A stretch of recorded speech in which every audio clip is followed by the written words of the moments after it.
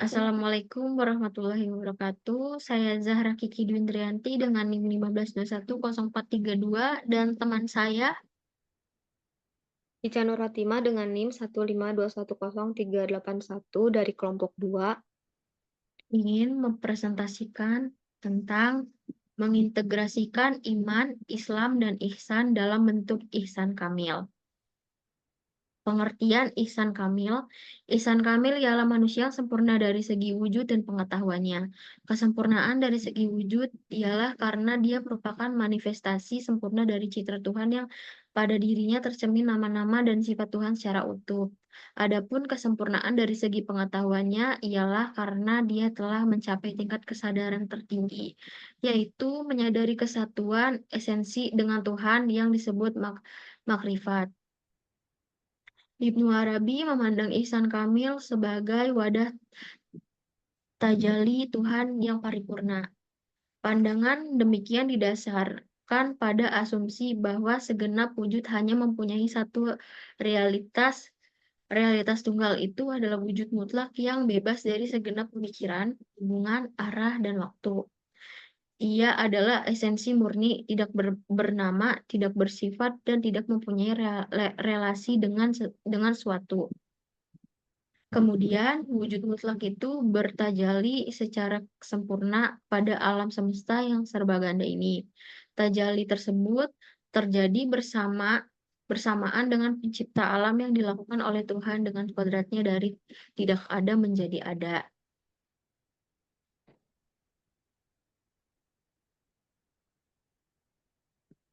Selanjutnya, konsep urgensi Islam, iman, dan ihsan dalam membentuk insan kamil.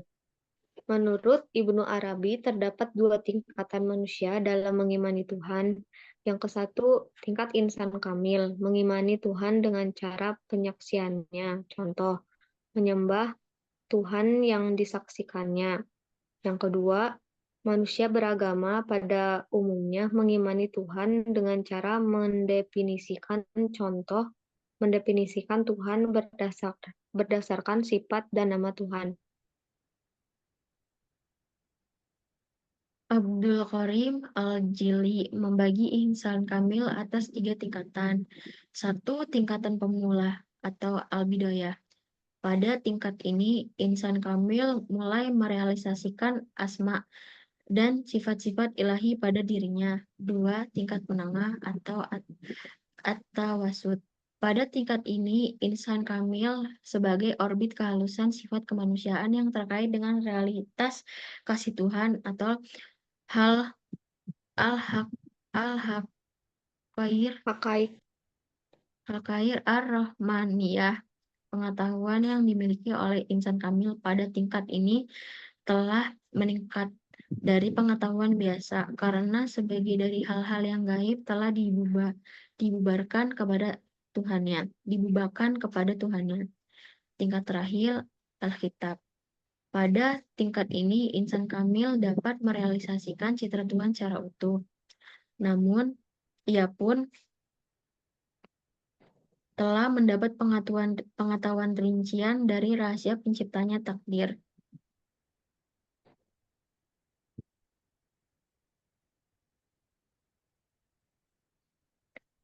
proses munculnya insan kamil. Munculnya insan kamil dapat ditelusuri melalui dua sisi. Pertama, melalui tahap-tahap tajalli Tuhan pada alam sampai munculnya insan kamil. Kedua, melalui makamat atau peringkat-peringkat kerohanian yang dicapai oleh seorang sampai pada kesadaran tertinggi yang terdapat pada insan kamil. Tajalli Tuhan dalam pandangan Ibnu Arabi mengambil dua bentuk. Yang pertama, tajalli gaib atau tajalli jati yang berbentuk penciptaan potensi, dan kedua, tajalli suhudi atau penampakan diri secara nyata yang mengambil bentuk pertama secara intrinsik hanya terjadi di dalam esensi Tuhan tersendiri.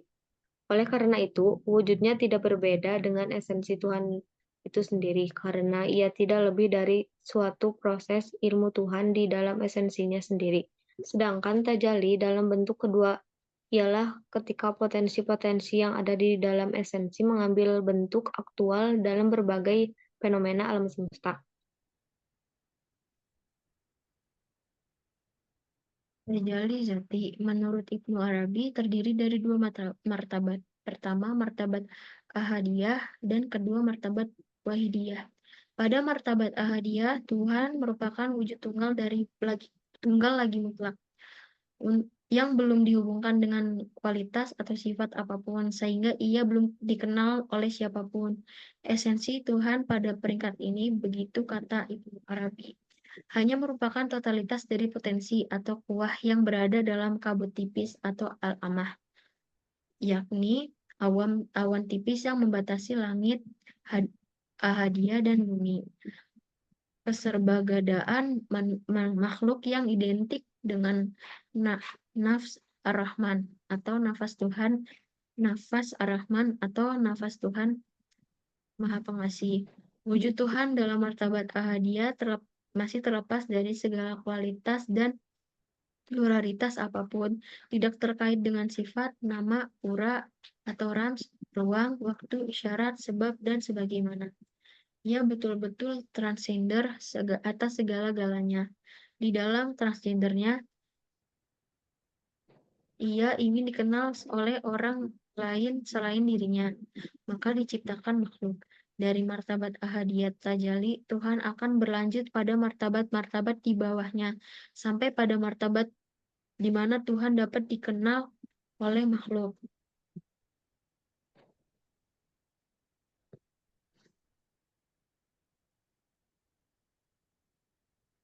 Pada martabat wahidiyah, Tuhan memanifestasikan dirinya secara ilahiyah yang unik, di luar batas ruang dan waktu dalam citra sifat-sifatnya.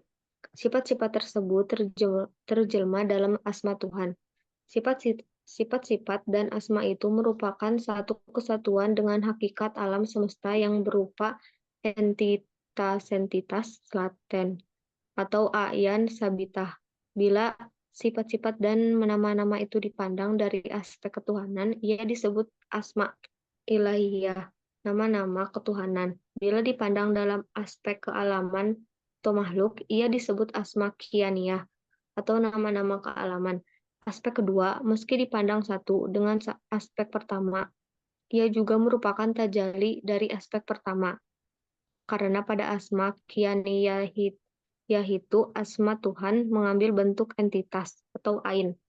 Oleh karena itu, setiap kali asma ilahi muncul, ia senantiasa berpasangan dengan asma kianiyah sebagai wadah tajalinya. Ibnu Arabi menjelaskan, tatkala atau Allah menghendaki adanya alam terjadilah dari irodat suci itu suatu hakikat yang disebut haba atau materi prima. Kemudian Allah Subhanahu bertajali dengan nurnya pada haba itu, yang oleh ahli pikir disebut al-hayula al-kul atau materi universal, yang alam semesta ini secara potensial dan serasi berada di dalamnya. Segala sesuatu dalam haba itu menerima atau nur Allah menurut potensi dan kesediaannya masing-masing, seperti sudut-sudut sebuah rumah menerima sinar lampu yang lebih dekat kepada nur, itu lebih terang dan lebih banyak menerimanya. Tiada yang lebih banyak menerimanya di dalam haba itu daripada hakikat Muhammad Shallallahu Alaihi Wasallam yang wujudnya dari nur ilahi itu, dari haba dan dari realitas universal. Selanjutnya, Kedudukan insan kamil. Insan kamil jika dilihat dari segi fisik biologisnya tidak berbeda dengan manusia lainnya. Namun dari segi mental spiritual, dia memiliki kualitas-kualitas yang jauh lebih tinggi dan sempurna dibanding manusia lain. Karena kualitas dan kesempurnaan itulah Tuhan menjadikan insan kamil sebagai khalifahnya. Yang dimaksud dengan khalifah bukan semata-mata jabatan pemerintah lahir dalam suatu wilayah negara atau al-khilafah Azariyah, tetapi lebih dikhususkan pada khalifah sebagai wakil Allah, Al-Khalifah Al-Amala Nawiyah, dengan manifestasi nama-nama dan sifatnya sehingga kenyataan adanya Tuhan terlihat padanya.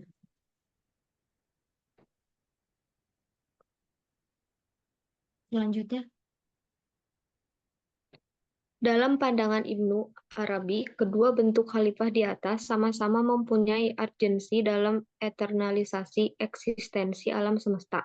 Namun demikian, khilafah ma'nawiyah menempati posisi paling asasi. Di satu sisi, ia merupakan fokus kesadaran diri Tuhan, sementara di sisi lain, ia merupakan sebab muncul dan lestarinya alam semesta. Posisi demikian berlainan dengan khilafah jahiriyah, yang fungsinya tidak lebih dari melestarikan masyarakat dan negara dengan menciptakan keadilan, ketentraman, dan kemakmuran dalam masyarakat. Dengan demikian, tugas khilafah jahiriyah ini merupakan penunjang tugas khilafah ma'nawiyah. Ini bukan berarti khilafah jahiriyah tersebut dapat diabaikan, karena tanpa dia niscaya akan terjadi kegoncangan pada khilafah ma'nawiyah. Selanjutnya, di sisi lain, insan kamil dipandang sebagai orang mendapat pengetahuan esoterik yang dikenal dengan pengetahuan rahasia atau ilmu alam alas ilmu aladuni atau pengetahuan gaib. Pengetahuan esoterik pada dasarnya identik dengan pengetahuan Tuhan sendiri. Oleh karena itu, orang yang bisa mencapai hanyalah orang yang telah menyadari kesatuan esensi dengan Tuhan. Dalam hal fana dan bako, jika seseorang telah dapat menggosongkan dan kolbnya dari egoisme, keangkuhan dengan keikhlasan total dan kemudian berusaha keras dengan menyiapkan diri menjadi murid, memohon Allah mengajarkan kepada kebenaran dengan aktif ia mengikuti dan kolbnya merangkai berbagai realitas yang hadir dalam berbagai dimensinya. Maka Tuhan hadir membukakan pintu kebenaran dan ia masuk ke dalamnya. Memasuki kebenaran itu, dan ketika ia keluar, maka ia akan menjadi dan menyatu dengan kebenaran yang telah dimasukinya. Pengetahuan esoterik adalah karunia atau mauhibat dari Tuhan setelah seseorang menempuh penyucian diri atau tazkiyah anfas.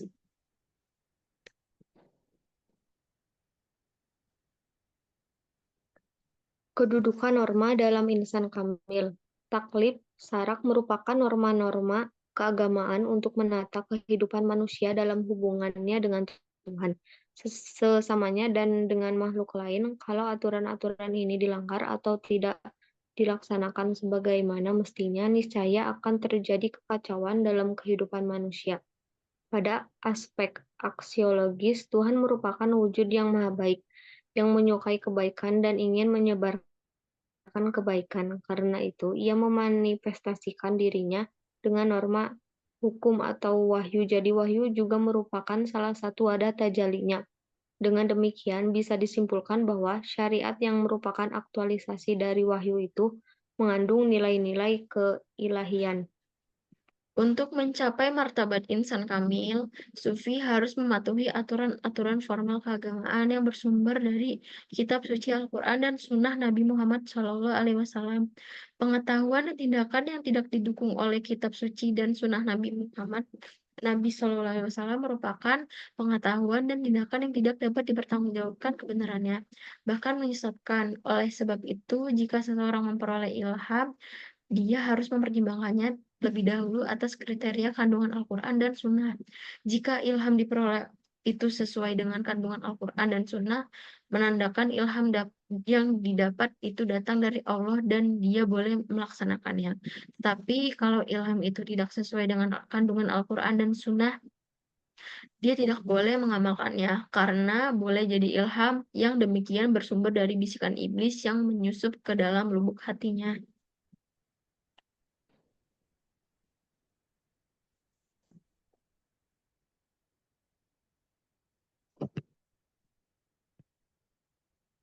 Lanjut. Semakin tinggi martabat spiritual sufi, bertambah sulit pula jalan yang ditempuh dalam suluknya.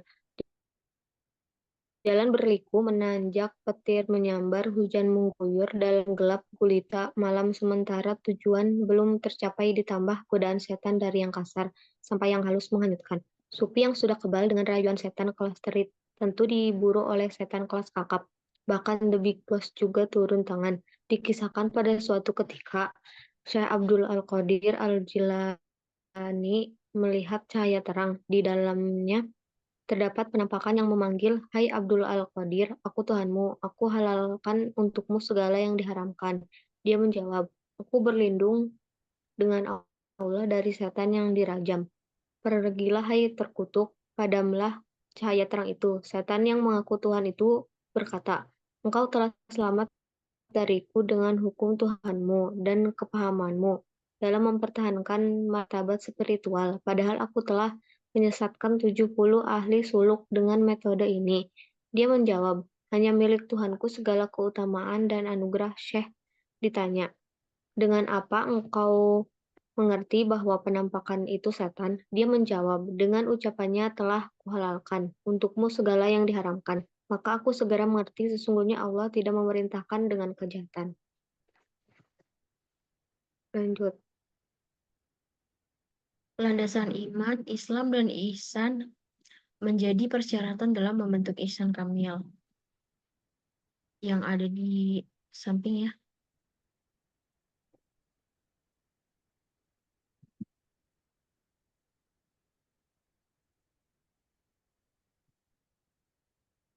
Lanjut. Rukun iman. Rukun iman ada 6. Yang ke satu, iman kepada Allah. Yang kedua, iman kepada malaikat. Yang ketiga, iman kepada kitab. Yang keempat, iman kepada Rasul. Yang kelima, iman kepada hari akhir. Yang keenam, iman kepada qada dan qadar. Rukun Islam yang ke satu, syahadat, 2 sholat, 3 zakat, 4 puasa, 5 naik haji bila mampu. "Wahai Rasulullah, apakah ihsan itu?" Beliau menjawab, "Kamu menyembah Allah seakan-akan kamu melihatnya. Maka jika kamu tidak melihatnya, maka sesungguhnya Dia melihatmu." Hadis riwayat Muslim 102. Lanjut. Unsur-unsur manusia pembentuk insan kamil. Menurut Al-Ghazali, unsur-unsur manusia pembentuk insan kamil yaitu 1 unsur luar, tubuh dan panca indera, 2 unsur dalam, hati, akal, dan nafsu.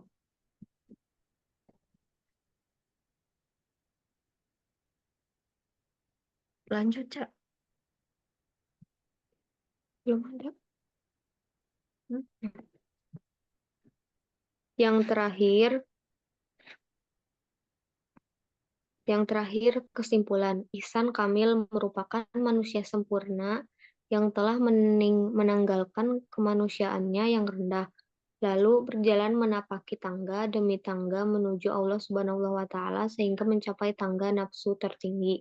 Yang kedua, kunci keberhasilan menapaki jalan menuju martabat insan kamil adalah menapaki makam-makam secara bertahap, mulai dari menyadari dosa-dosa yang sering dilakukan hingga melakukan taubat.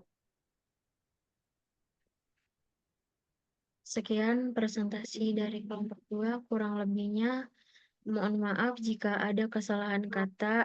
Wassalamualaikum warahmatullahi wabarakatuh. Warahmatullahi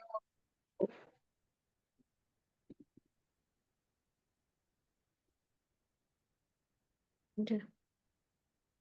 Ini gue harus ngedit nih.